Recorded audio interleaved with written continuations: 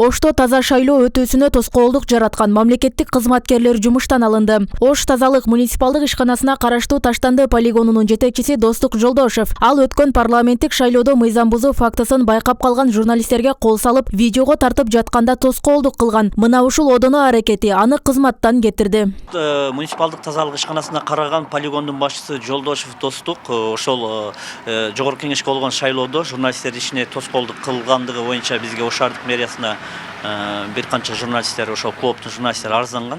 Ошол арызды мэрия тараптан карап чыгып, Ош тазалыктын башчысына сунуш бергенбиз. Ошонун негизинде ал өз арызынын негизинде жумуштан алынды да.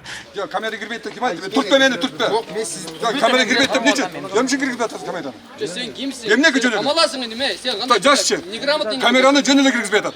Атың ким? Атың айтчы. 7 каналдын журналисттери шайлоо күнү жана ага чейинки убакта форма 2 толтурууда Ош медициналык колледждин имаратында мыйзам бузуу фактыларын байкаган. Мында онлайн билим берүүгө карабай студенттер чакырылып, массалык каттоого коюлуп жатканы маалым болгон. Бирок аны тасмага тартып алууга белгисиз жарандар тоскоолдук жаратып, алар окуу жайдын директору тарабынан ушундай буйрук болгонун айтышкан. Мен баролмун, мен директор койгон, колледждин директору койду. Бүгүн аталган окуу жайдын директору да кызматтан алынды. Ал жетекчиликтен түшүүсүн шайлоодогу иштер менен байланыштырбайт. Анткени айтылган айыптоолор далилденген эмес жана мен таза шайлоо өткөрүүгө көмөктөш болгом деп жооп узатты. Бирок кызматтан алуу макулдашылбастан эскертүүсүз болгонун кошумчалайт.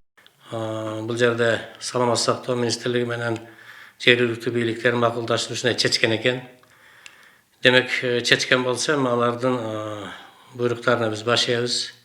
Анан эми бул жерде айтып атпайм, багы жаман түш көрсөң байматка жору болуп, эмне болсо эле ошо жетекчиге тиет экен. Анан ал жерде жана айтканда да мен багы болушунча шарт түзүп бергенмин. Мүмкүнчүлүк жараша шайлоо жогорку жакшынакай уюшкандыкта, жакшынакай атмосферада өтүшкө мен милдеттүүмүн.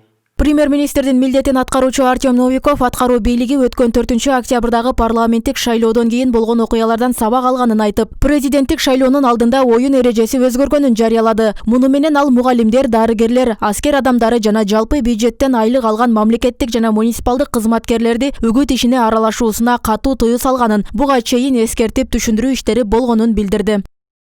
Задача правительства – не допустить использования административного ресурса кем-либо в своих личных интересах. Мамлекеттик жана муниципалдык кызматкерлердин арасында шайлоо мыйзамдарын бекем сактоо боюнча түшүндүрүү иштери жүргүзүлүп эскертилди. Аларга шайлоо комиссияларынын иштерине аралашууга, талапкерлердин үгүт өнөктүгүнө катышууга жана кызмат абалынан кыянаттык менен пайдаланууга жол берилбейт. Саламаттык сактоо, билим берүү жана социалдык тармактын кызматкерлерине эч кандай басым жасалбайт. Министрлер кабинетинин башкы максаты алдыда боло турган шайлоодо административдик ресурстун кимдир бирөө тарабынан колдонулбашы. Мындай фактылар болсо кабарлап коюңуздар. Өкмөт шайлоону уюштуруу жагын жана техникалык маселелерин эле карайт. Шайлоонун жүрүшүнө түз киришүү болбойт. Только организационными и техническими вопросами организации и проведения выборов.